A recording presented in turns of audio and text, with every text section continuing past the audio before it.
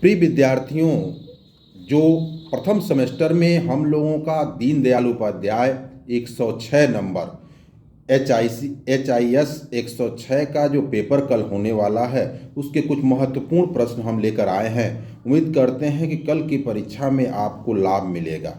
सबसे पहले इस पेपर का नाम है, कंपलसरी पेपर है, पंडित दीनदयाल उपाध्याय जीवन परिचय या भूमिका। उसमें देखते हैं कौन कौन से प्रश्न सबसे महत्वपूर्ण हो सकते हैं। सबसे पहले पहला क्वेश्चन, पंडित दीनदयाल उपाध्याय का जन्म कब हुआ था? तो पंडित दीनदयाल उपाध्याय का जन्म 25 सितंबर 1916 ईस्वी को हुआ था। दूसरा प्रश्न बन सकता है, इनका जन्म किस प्रदेश में हुआ था? तो इनका जन्म उत्तर प्रदेश में हुआ था। तीसरा प्रश्न हो सकता है, इनका जन्म किस स्थान पर हुआ था? तो इनका जन्म मथुरा जिला में, और वहाँ पर एक गांव है, गांव का नाम है नगला चंद्रभान ग्राम सभा में हुआ था। अगला प्रश्न बन सकता है, इनके पिता का क्या नाम था?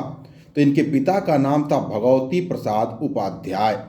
उसके बाद इससे संबंधित अगला प्रश्न हो सकता है, इनके माता का क्या नाम था? तो इनके माता का नाम प्यारी देवी था।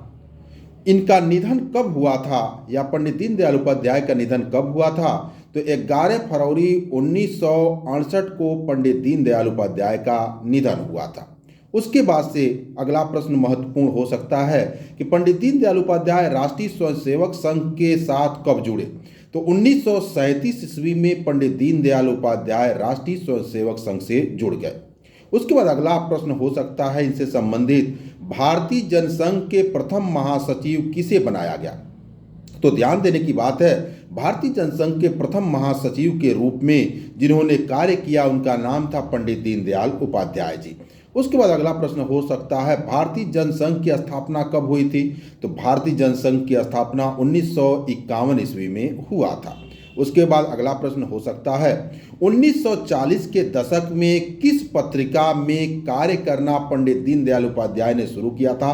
तो उस पत्रिका का नाम था राष्ट्र धर्म, अर्थात राष्ट्र धर्म नामक पत्रिका में सर्वप्रथम इन्होंने कार्य करना प्रारंभ किया था। उसके बाद से अगला प्रश्न हो सकता है, इनके द्वारा प्रकाशित दो पत्रिकाएं कौन कौन सी हैं? तो इनके द्वारा प्रकाशित दो जो पत्रिकाएं थी उस समय, एक का नाम था पंचजन्य और दूसरा का नाम था स्वदेश, अर्थात पंचजन्य और स्वदेश दो पत्रिकाएं थी। उसके बाद अगला प्रश्न हो सकता है इनसे जुड़ा हुआ, इन्होंने किस नाटक की जीवनी लिखी?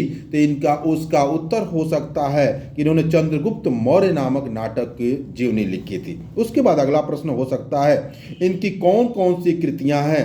तो इनकी 4-5 कृतियां हैं, सम्राट चंद्रगुप्त मौर्य और अखंड भारत, जगत गुरु, राष्ट्र जीवन। उसके बाद अंतिम प्रश्न इनसे जुड़ा हुआ जो सबसे महत्वपूर्ण है, इनका शिक्षा किनके सानिध्य में हुआ? तो इनका जो शिक्षा दीक्षा था इनके नाना के सानिध्य में, या अपने नाना के यहाँ रह करके ही इन्होंने अपनी शिक्षा दीक्षा पूरी की, क्योंकि अल्प आयु में ही, जब ये छोटे थे तभी उसी आयु में ही क्लास 5, 6 या 7th में रहे होंगे, तभी इनके माता और पिताजी दोनों का देहांत हो गया। प्रिय विद्यार्थियों, उम्मीद करता हूं कि इससे आपको लाभ मिलेगा। बहुत बहुत धन्यवाद।